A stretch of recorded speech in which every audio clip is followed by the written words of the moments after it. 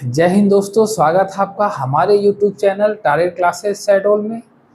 जो चैनल पर नए आए हैं वो चैनल को सब्सक्राइब कर दें। तो चलिए वीडियो को आगे हम शुरू करते हैं। आज हम बात करेंगे एक ऐसे अरबी विद्वान की जिसने भारत के ऊपर एक पूरा ऑथेंटिक पूरी हिस्ट्री ही लिखी है। तो आज हम बात करने वाले हैं अल मसूदी।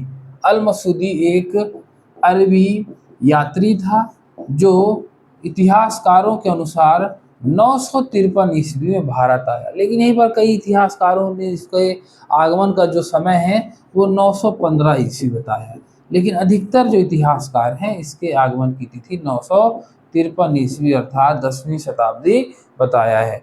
तो हम अगर अल मसूदी की बात करें तो ये बगदाद में पैदा हुआ था। इनका पूरा नाम अबू अल हसन अली इब्न अल हुसैन अल मसूदी था। ये एक बहुत बड़े इतिहासकार हैं। इन्होंने इतिहास, वंशावली, भूगोल, खगोल विज्ञान, गणित और धर्म सहित कई क्षेत्रों में इन्होंने रचना की है।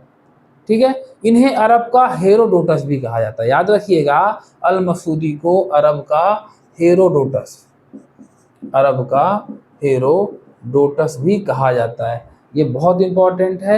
अल मसूदी द्वारा लिखी गई 35 से अधिक पुस्तकों में से केवल 2 पुस्तकें ही बची हैं। याद रखिएगा, जिनमें पहला नाम है मुरुज अल धहाब।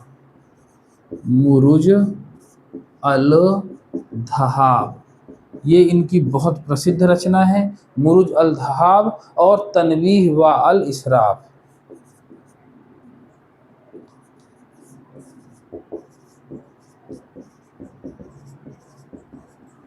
इन्होंने 35 किताबें लिखी, जिनमें से केवल 2 किताबें ही वर्तमान में बची हुई हैं। भारत पर अल मसूदी के ऐतिहासिक लेखन को निष्पक्ष और उद्देश्यपूर्ण भी माना जाता है। यहाँ तक कि भारतीय इतिहासकारों द्वारा भी इन्हें निष्पक्ष और उद्देश्यपूर्ण ऐतिहासिक लेखक माना गया है। इनकी महान कृति किताब अखबार अज-जमान 30 खंडों में इसे विश्व इतिहास के सबसे प्रामाणिक स्रोतों में से एक माना जाता है। कौन सी किताब? तो किताब अखबार अज-जमान। ठीक है, ये विश्व इतिहास है, इसे सबसे प्रामाणिक माना जाता है। अल मसूदी ने व्यक्तिगत रूप से भारत में कई स्थानों का दौरा किया और भारतीयों के राजनीतिक और सामाजिक रीति रिवाजों का स्पष्ट विवरण दिया। इनके काम की मुख्य विशेषता यह है कि वे विभिन्न स्थानों के भारतीय लोगों की भाषाओं का भी उल्लेख करते हैं। वे इतिहास और वैज्ञानिक भूगोल को बड़े पैमाने पर काम में संयोजित करने वाले पहले अरबी थे। मुरुज अल धहाब व मदीना अल जवाहिरी। मदीना अल जवाहिर को the meadows of gold and mines of James भी कहा जाता है। ये एक विश्व का इतिहास है। भारत में रहने की छोटी अवधि के दौरान उन्होंने निम्नलिखित बातें बताई, निम्नलिखित टिप्पणियां की। जैसे भारत के भूगोल के बारे में उनके हिसाब से वे बताते हैं कि भारत अर्थात अर्ज अल हिंद एक विशाल देश है। तो भारत को उन्होंने अर्ज अल हिंद के नाम से नामांकित किया। उन्होंने बताया कि ये एक विशाल देश है जो समुद्र, भूमि और पहाड़ों पर फैला हुआ है। यह जवाज अर्थात जावा के देश की सीमा से लगता है, जो एक हिंदू राजा द्वीपों के राजा का राज्य है, जिसके प्रभुत्व भारत और चीन को अलग करते हैं, लेकिन उन्हें भारत का हिस्सा माना जाता है। इन्होंने ये बताया कि भारत पहाड़ों के किनारे खुरासान और सिंध तक फैला हुआ है, जहाँ तक तिब्बत है। इन्होंने भारत की तुलना इटली से की और रोम को तिबर नदी पर बनारस कहा। उनकी राय में भारत और इटली की तुलना उनकी भौगोलिक स्थिति और चरित्र में की जा सकती है। अल मसूदी ने मानसून शब्द गढ़ा और हरकेंड अर्थात बंगाल की खाड़ी की इन अधिक आवधिक हवाओं को एक अच्छा विवरण दिया। इन्होंने ऊर्जा के स्रोत में हवाओं की उपयोगिता के बारे में दिलचस्प टिप्पणी भी की। उन्होंने उन पवन चक्कियों का उदाहरण दिया जो उन्हें भारत के पश्चिमी सीमा पर इन्होंने सजिस्तान कहा है, अर्थात राजस्थान के रेगिस्तान में मिली। राजनैतिक स्थिति की टिप्पणी की बात की जाए तो उन्होंने बताया कि भारतीय राजाओं के आचरणों के बारे में अल मसूदी ने उल्लेख किया कि 40 वर्ष की आयु से पहले कोई भी राजा भारत में सिंहासन पर सफल नहीं हो सका। राजशाही एक परिवार के वंशजों तक सीमित थी और कभी भी दूसरे परिवार में नहीं जाती थी।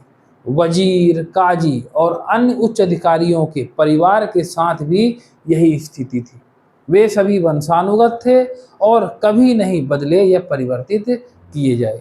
इन्होंने इस रिवाज का पालन किया कि यदि राजाओं में से किसी एक के बारे में यह साबित किया जा सके कि उसने शराब पी है तो उसे मुकुट छोड़ना होगा, क्योंकि यदि उसका मन प्रभावित होता है तो उसे साम्राज्य पर शासन करने और शासन करने में सक्षम नहीं माना जाता। राजा लंबे समय तक जीवित रहे और 40, 50 और अधिक वर्षों तक शासन किया। अल मसूदी खुद को मालखेड़ के बलहार राजा के लिए प्रशंसा में पाते हैं, क्योंकि उसके राज्य में इस्लाम पनपा था। इन्होंने उल्लेख किया कि बलहार हमेशा कन्नौज के शासकों के साथ युद्ध में था। 10वीं शताब्दी के बलहार मालखेड़ के राष्ट्रकूट वंश थे। बलहारा वल्लभ राजा का भ्रष्टाचार था और वल्लभ शाही उपाधि थी। मसूदी के अनुसार भारतीय शासकों को दुनिया के शीर्ष 5 शासकों में स्थान दिया गया था, क्योंकि वह घोषणा करता है खोसरावों राजाओं के बीच यह स्वीकार किया गया था कि ज्ञान भारत से आता है। राजा के आचरण के मामले पर उन्होंने बताया कि राजा दुर्लभ अवसरों को छोड़कर शायद ही कभी सार्वजनिक उपस्थिति बनाता था। कारण ये था, मान्यता ये थी कि राजा अगर हर सार्वजनिक स्थल पर उपस्थित हो जाएगा तो वो अपनी गरिमा खो देगा।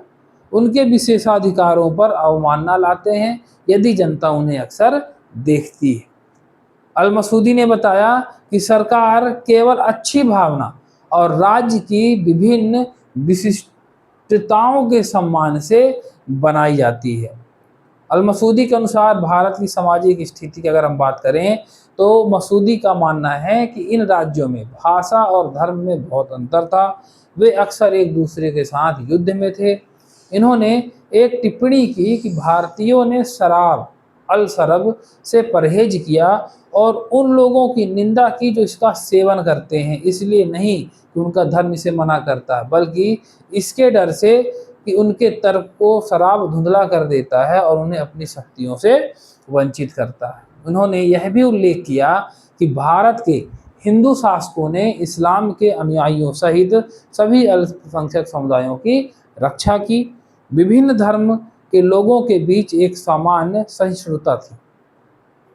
कश्मीर के बारे में अल मसूदी ने बताया कि इन्होंने कहा कि कश्मीर में 60 से 70 हजार शहर और गांव शामिल हैं और यह क्षेत्र एक तरफ को छोड़कर अप्राप्य था। यह इतनी ऊंचाई के पहाड़ों से घिरा हुआ था कि ना तो पुरुष और ना ही जंगली जानवर उन पर चढ़ सकते थे और वे केवल पक्षियों के लिए ही सुलभ था।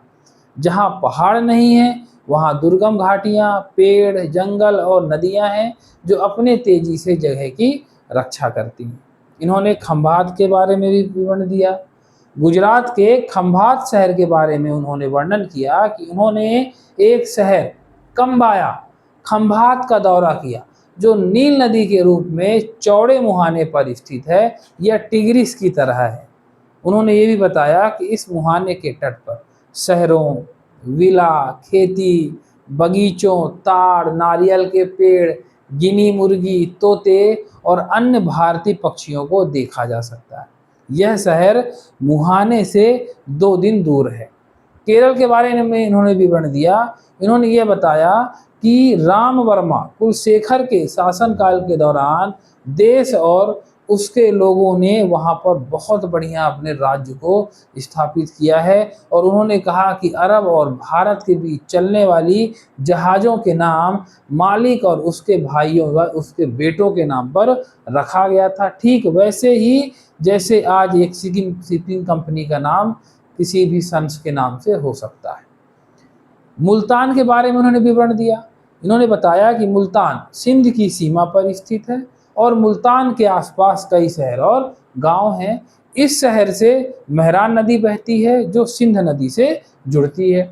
वे लिखते हैं कि सिंध नदी सिंध के ऊंचे इलाकों से आती है, जो बाबुरा साम्राज्य, कश्मीर, कंधार और ताफिर के कन्नौज, वर्तमान का कन्नौज की भूमि है। सिंध इन ऊंचे इलाकों से मुल्तान तक बहती है, जहां इसका नाम मेहरान अल दहाब, हाउस ऑफ गोल्ड है। सिंध नदी मुल्तान से मंसूरा और फिर देवल तक जाती है, जहां यह हिंद महासागर से समाप्त होती है। अल मसूदी ने यह भी बताया कि मुल्तान लुई बी गालिब के वंशज कुरैशी के शासन में था। अब हम बात करें तो हाथियों के बारे में मसूदी ने बहुत सारी चीज़ें बताई हैं। उन्होंने ये भी बताया कि अन्य विदेशी आगंतुकों की तरह भारतीय हाथियों के दृश्य से वे चकित थे। हाथियों का उपयोग बोझ उठाने, गाड़ियां खींचने, चावल की थ्रेसिंग और अन्य प्रकार के अनाज आदि के लिए किया जाता था। उन्होंने न केवल युद्धों के लिए, युद्ध में हाथियों को पीछे से बचाने के लिए 500 पुरुषों से घेर लिया गया। उन्होंने उल्लेख किया कि हाथियों की सूंड रक्षा आवरण और लोहे से ढकी होती थी और शरीर लोहे और चमड़े के कवच द्वारा संरक्षित होती थी। एक हाथी एक घोड़े की तरह जिसकी पीठ पर सवार होता है, आगे बढ़ता है, सेवानिवृत्त होता है, गोल गोल घूमता है अर्थात सैन्य विकास करता है। ये अपने सभी युद्धों में हिंदुओं के हाथियों के युद्धाभ्यास से जुड़ी हुई चीज़ें उन्होंने बताई हैं। तो इस तरह से जो अल मसूदी थे, तो अल मसूदी ने पूरा विवरण भारत के बारे में यहाँ पर रुक करके सारी चीज़ें उन्होंने बताई थी। तो चलिए, अगर वीडियो पसंद आई हो तो वीडियो को सब्सक्राइब करिए, शेयर करिए और बेल आइकन को दबाना बिल्कुल न भूलें। धन्यवाद।